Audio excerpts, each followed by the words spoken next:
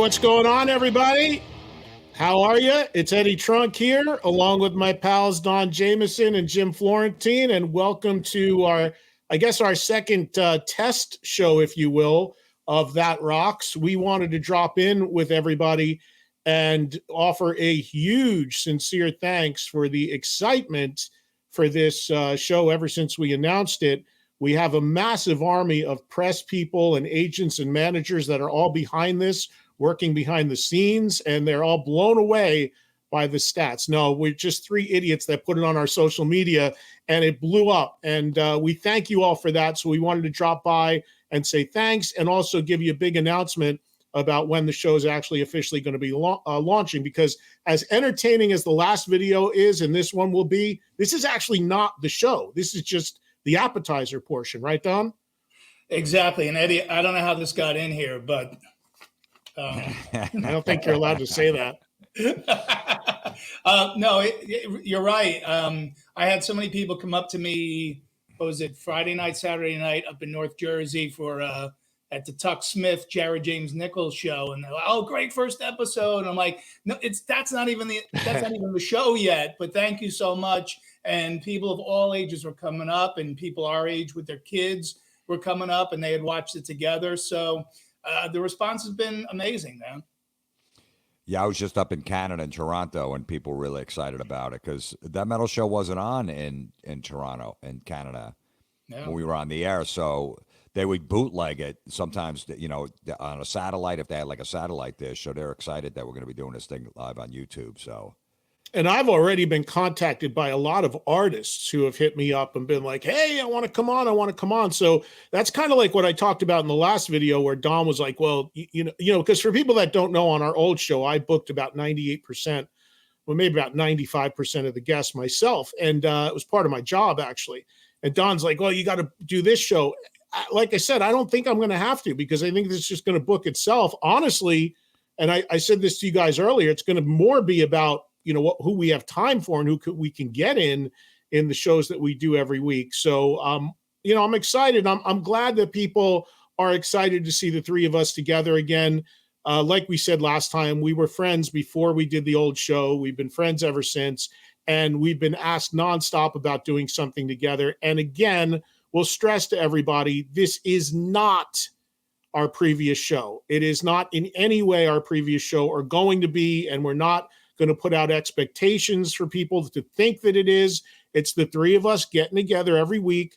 It's going to be so different in the sense that it's going to be live, where we can interact with everybody as it happens. It'll then be archived so you can watch it. It'll be a conversation. It'll be kind of more like a video podcast with guests, and just, talking about every week rock music, which is what we love. So again, just for clarity, I just need to put that out there. We all wish and want the old show to come back. We'd all do it again tomorrow. This is just a way to reconnect with all our fans that keep asking about the old show, and have some fun on YouTube with everybody. Yeah, and there won't be a hot chick on the show either, unlike the last show. But it's funny because during the course of 8 years that the show hasn't been on, people always thought that after the show ended, we weren't anymore. And Trunk's got his own show, it's serious, and he didn't bring Don and Jim with him. It's not. So there was always, man, you see you guys fighting. People would ask me all the time, you guys still get along? You still talk to each other? I'm like, yeah, we're always friends. We've always been hanging out. Yeah, I mean, that's just it. We all do our different things. I mean, you guys all have your own shows that you do as well. And you guys, of course, your whole history was in stand-up, you still do all the comedy stuff. My whole life has been music. So yeah, I mean, we all get together when we can get together. Everybody does their own thing as well. And I'm just glad we're doing something together again. And you're right, Jim. That was such a, one of the bummers was, Canada, so many metalheads up there and rockers. And, I remember a couple of times when I toured up there, either opening for Dice, or I opened for Nashville Pussy for a month up there. And people either bootlegged it, or people who lived on the Indian reservations had like this crazy satellite. So a lot of people from that area would come to the shows, and you'd meet a whole ton of them because they're trying to find, the things that they like in their world of rock. And so we're glad we'll be there. And also in England, I was just on doing shows over there, and there'd be one or two people at every show who are either journalists or musicians who knew who we were. But, generally, hopefully we'll be cracking a new audience over there. Yeah, when I went on tour with Megadeth, probably about 6 years ago or 7 years ago, to Gigantor, when they did the Canada dates, they go, look, we don't need you for the Canada dates because nobody knows who you are, because that metal show wasn't on up there, which is actually good. I didn't feel like going up there and doing all those dates up there, so I just did United States dates. But no, we're excited to be in the country and being everywhere. I mean, South America is going to be huge. Yeah, I mean, I've been down to Brazil and places like that, and that is the other cool thing about it. There's beyond. I understand people being excited that we're fans of the old show because it's the three of us together. So I get that, and I appreciate that, and that's what our following. I mean, let's be honest. Anybody can do a YouTube show, but to have a built-in fan base like we have that's coming with us, and that we've seen clearly in the launch of this, the soft launch of this, step up, is really what we're here to thank everybody for, because none of the three of us on this screen right now are any good at all with this online stuff, but we do have two people behind the scenes in Joe and ISO that are helping us out, and they told us after that initial video that we had tremendous stats and numbers and whatever all that means. So that's a sincere thanks to the base that we have that cared about us, missed us doing something together, and is here to join us, hopefully for this every week going forward. Eddie, remember when we went to Mexico City to do that live stand-up show? Yeah. And the fans were waiting for us at the airport. They just kind of figured out when our flight might be coming in. There was fans at the airport. And then remember, people bootlegged our show shirts, selling them outside. I bought with 3. Our name. Yeah, because we brought our own shirts to sell, and like, people walking in with these shirts. I go, where'd you get that? A guy outside. They bootlegged our show and sold shirts, and we didn't sell any, because I still have a couple of those. I'm like, those are collector's items. Give me a couple of them. Yeah, it's going to be awesome to hit a worldwide following. And again, for people that don't know, you don't have to pay to watch this. It's all going to be in one place. It's not like there's 15 different links. It's not like we're asking you to sign up for anything. We're here on YouTube, and we're going to announce now the debut, right? I mean, I don't know if you're doing it a little later. We're teasing it, but in this segment we're doing, we're going to let everybody know when you can actually see us do this. It's going to be so much bigger and grander than it is now, but when we actually do it. All we ask you to do is subscribe to the channel. Subscribe to it. And then set up your notifications, so when we go live and when the shows happen or whatever, you'll get the notification if you forget. Yeah. Log out of YouPorn for a minute. Get over to our channel. You log on, and then you'll see us every week at the same time, which again we'll announce in a little bit. And Iso and Joe, who are behind the scenes, were showing some of the comments on the screen. And I just wanted to say, on behalf of everybody, thank you for all the comments, because I think other than one cease and desist comment, I think 99.9% of them were all super positive. So thank you. Yeah, we really got to thank everybody for supporting this. And look, the truth of the matter is, we don't know where this is going to go on a week-to-week basis. We have no idea. We're just going to get together and hang out and see where it goes, and probably have a guest and riff and talk about shows we've seen and records we like, and just kind of hang with everybody. So we're going to kind of figure it out as we go along. And I really love the live aspect of it. All the radio shows that I do, well, 6 of them every week are live on Sirius XM. So I love the fact that we're going to be able to interact with people. But if you can't join us in the live window when we do it live, it will then, and Jim and Don, you can tell me better than I, because you more put this together, but it'll be archived so people can watch it anytime they want, right? Yeah, they could just go to That Rocks, the YouTube channel. It'll be up there, so you can watch it whenever you want. But if you can join us live, and we're going to announce the day and time that we're going to shoot to do it live for every week, that'll be great, because then you can ask questions. We can interact with you. Yeah, exactly. And so let's talk about some shows that we've seen. The one that I just mentioned, I gotta thank you, Eddie. You started talking about Tuck Smith probably over a year ago, and more than, yeah. Yeah, and just raving about him. And I was hosting. I was down at the Rock and Pod convention in Nashville a couple months ago, and I met Tuck, and I heard him sing. You know, they do. It's a big jam with musicians, and they do covers. And he went up and sang Kiss and Cheap Trick, and like his voice was amazing. And I said, I got to go see this guy. And by the way, he's a major character as well, besides being a really talented dude. And I went out and I bought the vinyl of his new album, The Ballad of a Misspent Youth, which is a great record. So you should, everyone should pick that up. But there's Tuck right there, over here. And he's on tour with Jared James Nichols, somebody else that I know, Ed, you're a fan of and have had on your show. And that tour together, man, I cannot say it. That was pure joy. Anyone who loves rock music, please go see this tour. I beg of thee. It's so fun and so good. And just, it's exactly what rock's supposed to be, you know, down and dirty in a rock club. All the guys in the bands are super cool. They all hung out before the show, during the show, after the show. Just the whole experience was great. And like I said, all the fans, you know, from our previous show who are now checking out this one were coming up to me and saying such great things. So I can't say high enough things about that tour with those two bands. Yeah, no, and that, you know, that's new music. People are always saying, where can I find new music? The intro music is a band called Turbo Lovers out of Youngstown, Ohio. They've been around for like 15 years. They got that AC/DC sound. So there's a couple. Let me ask you something, Eddie. Is he from Atlanta?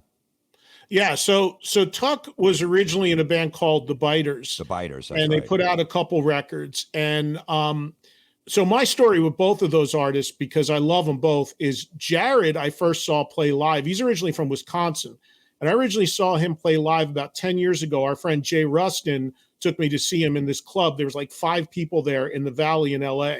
And I was blown away because he reminded me of like Nugent meets John Sykes meets like, you know, he's a kid. He's a big kid. He's got the big curly hair, plays at the Les Paul. He's like more of a heavy blues rock guy. And he's got a great career going. He's a Gibson brand ambassador already. And he's, you know, he still hasn't broken in a big way yet, but I got to know him and been a fan since. And then Tuck is an interesting story because our friend Keith Nelson, who used to be in Buck Cherry, told me about Tuck because he wrote some songs on Tuck's debut album with him. And Tuck's manager got in touch with me and said, we want to send you the record. And I said, please do. And I was floored by the record. It's so good. And then Tuck was going to be the 5th act on the stadium tour. He was supposed to be in the opening slot that ended up going to a band called Classless Act because when COVID hit and things got delayed, some stuff changed and Tuck lost that spot. And the record that he gave me that I was blown away by to this day has never come out. It's not the one that Don is showing. There was a falling out between him and his label that did that record. The record was shelved and he was kind of left for dead. But to his credit, he picked himself up. He made that record Don just showed. That record is actually serving as his debut, even though there's a complete amazing other record that to this day is tied up in legal shit and hasn't come out. But he's got he's more... the tour they're doing together is very short. It's only like 10 dates. And I couldn't go to the show Don went to because I was out of town for a wedding. But I hope they do more together. There are so many great new young acts out there, which I think with this show every week we'll probably talk about too. Because the thing is anybody can put out music now. So I find that fans are really looking for some direction. And we all have our favorites, so maybe we'll throw them out at you every week. But Tuck and Jared are absolutely 2 of my favorites. They're totally real live artists, and they're the real deals. They write great songs, and I love what both of them do. I'm so glad they teamed up to go out together. I hope they do more.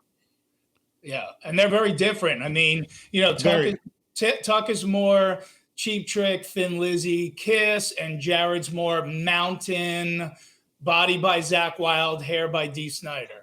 Yeah, Tuck has power pop in him. Tuck loves Tom Petty, he loves Thin Lizzy, but it all rocks. I mean, it's so good. So yeah, if you haven't checked out Ballad of a Misspent Youth, actually, Don, when I played girls on the east side of town, you heard it and you were just like, well, who is this kid? Because Dawn is a huge Thin Lizzy fan, and that is so Thin Lizzy. And Tuck and Jared were on my Sirius XM show a couple weeks ago, and they were like, Tuck was like, yeah, I own it. You know, Phil Lynott is a genius, and I'm just trying to channel him. So he's got definitely, even though he's a young guy, he's got great influences. And Jared's been on the Monster Rock cruise before, right? Yep. I don't know if it was Monsters or if he was on like maybe one of the offshoot ones. Was he on Monsters? Yeah. And we're all about to go on that. That's coming up. We all are hosts on that, and that sails this Saturday. So we're excited to see everybody if you happen to be on the ship. Yeah. Rose Tattoo is back once again. I thought I was done. I thought I saw him 2 years ago, and I'm like, that's it. I'll never see him again. And I was happy about it. I said, at least I saw him, but they're back again. Jim, no? I hate to break this to you. They're not coming.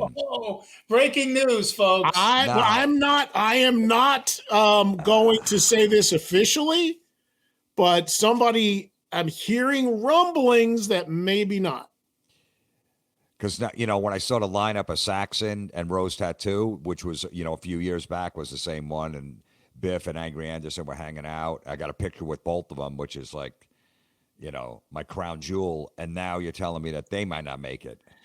Look, I think it's really hard for these guys that do not live in the U.S. to come over Australia just for a cruise. And look, Loudness, it's like 3 times they tried to come over and it didn't happen, and they're not on again either. So, this happens, man. It's really tough for these guys that can't put a whole tour together, or they have visa problems or immigration problems. Loudness has literally tried 3 times to come over. They were supposed to be on again, and they got, for whatever reason, they're not. So I think whenever you're dealing with bands that aren't U.S. based, it's really, really hard for them to make that work. Yeah, Ed, I heard Michael Schenker's not making it either. Now I'd have the same frown that Jim had. And look, Michael lives in England. That's entirely possible, but I don't know if he has other dates around it. I think that's a big key. Like if you have other shows that can maybe make more sense for you. I don't know, but I heard something earlier that I don't know. I'm not saying for sure. I don't want anybody getting mad at me. I don't want Larry getting mad at me. I'm just saying I heard that maybe there's going to be a problem. I'll pay for Angry's flight. I'll put him in first class.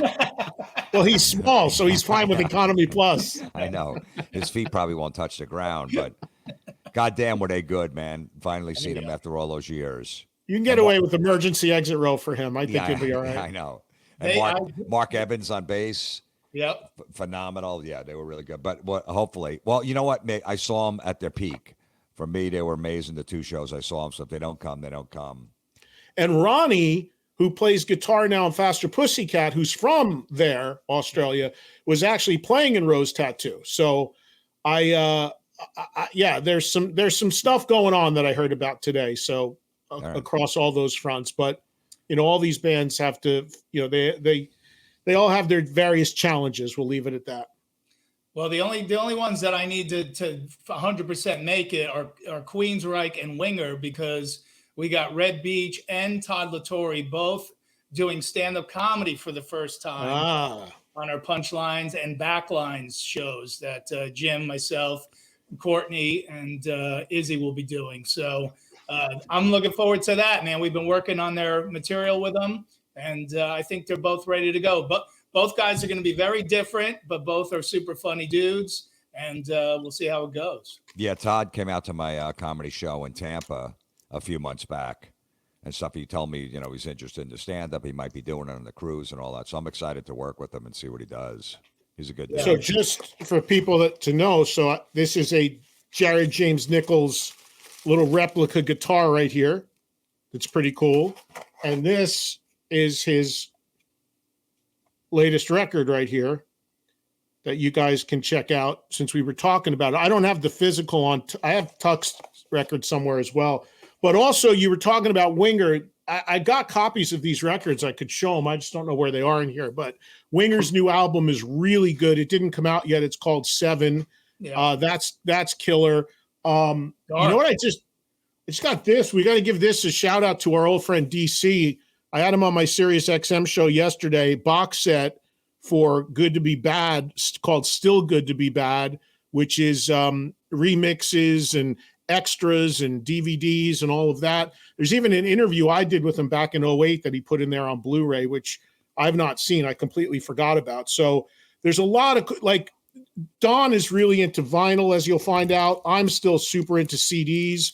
So we'll showcase some of this stuff every week as well. Some of our favorites, I think, would be a good idea. Eddie, I was at that when you interviewed Coverdale. It was at a club in New York City. Yeah, it was called The Cutting Room. I completely forgot about it. Yeah, that's the first time. They played acoustic. Yeah, and that's the first time I met Coverdale. Yeah, him when Doug was in the band at the time. Doug. Yeah, Aldrich. that's 15 years ago already. Can you believe that's insane? I saw some Totally video insane. of them doing that acoustic set, which was great. Yeah, so they put the whole thing on that box set, apparently. And by the way, I spoke to David. I had him on my Sirius XM show yesterday. He said hello. He said, "How's James and Donald?" and sends his regards. And he's ready to go anytime we want to have him. He's awesome. Look, I mean, I told Coverdale at the time I was getting married, and we're going to use the song "Easier Said Than Done." Yeah. Which is off the Forevermore record. He's like, oh, that's so cool. And then he goes, I have a violin version that we're going to put out in Japan. Only came out in Japan. So he gave me that version for my wedding. So I used that for my wedding song. How'd it work for you? The marriage is over quicker than the song. Hey, Eddie, by the way. I think the title of the song kind of plays into it being a challenge. Like, it's easier said than done to be married, right? I don't want to say nothing when you said you were using it, but it's kind of like when people use Born in the USA for patriotic reasons. It's not, doesn't really work. Well, look, I anyway, you guys were all there. It was a good party that night. And the whole wedding party came out to Master of Puppets. So just that alone was worth the check I had to cut. Nothing greater in my life than being able to say I sat with Dice at a wedding. Right. Highlight of my life. That guitar that you showed that Jared uses and that he told the story about on your radio show, that 52 Les Paul that someone found in their tree during a tornado or whatever, and he gave it to Jared, and Jared restored it. I met that guitar. Oh yeah, I held it. I saw a couple weeks ago in Vegas is when I saw Jared last, and yeah, that's an amazing story. A real quick story on that is it's like one of the first years or two they ever made a Les Paul. It got lost. It got caught up in a hurricane. The body of it ended up in a tree. The guy who found it was a fan of Jared's, sent it to Jared. He had it restored, the neck put on it.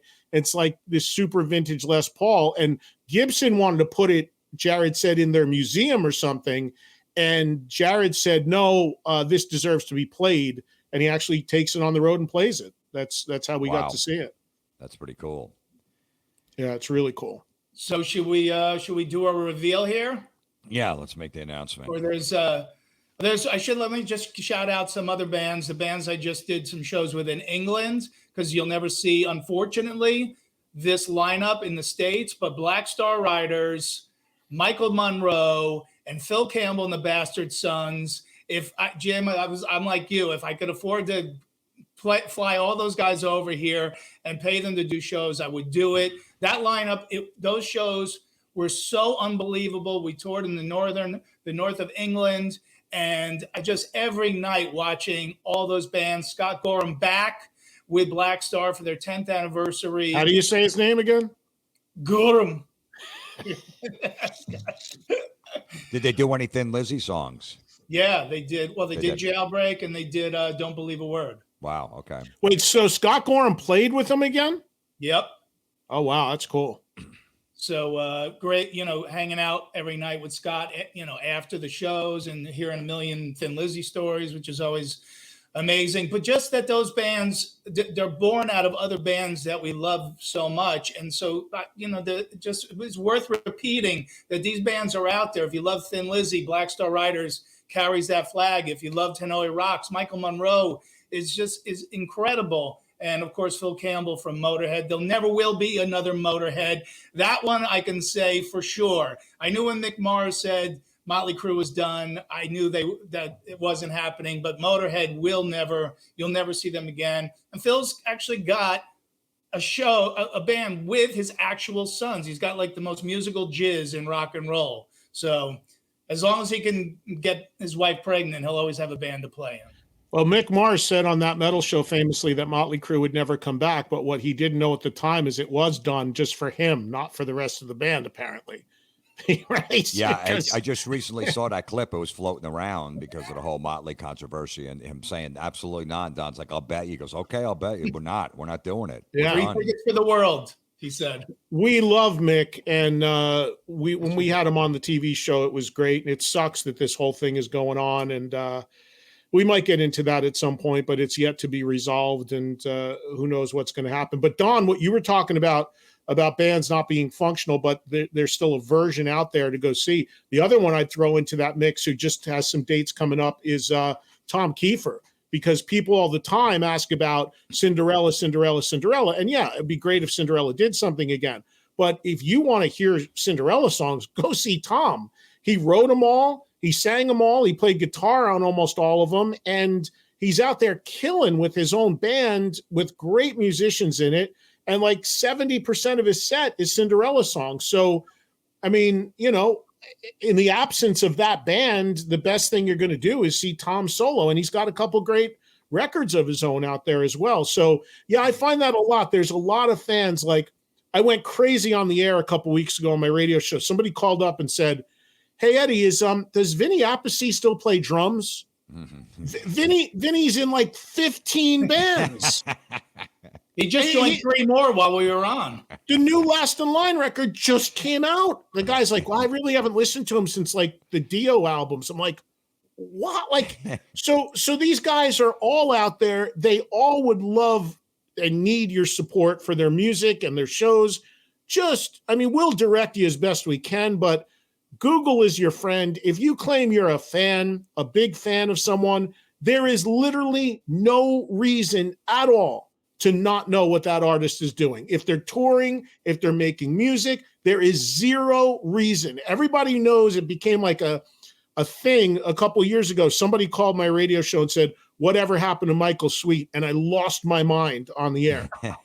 To this day, Michael himself comes up to me and goes, "Hey, whatever happened to me?" Because it became such a thing. Right. But it's crazy. Like, there's no reason to not know when you can, in 5 seconds, go to a website or social media. And my reason why I get so angry about it is we all know these guys need the support, a lot of them at that level. So look it up and support these bands. All right. Drum roll, please.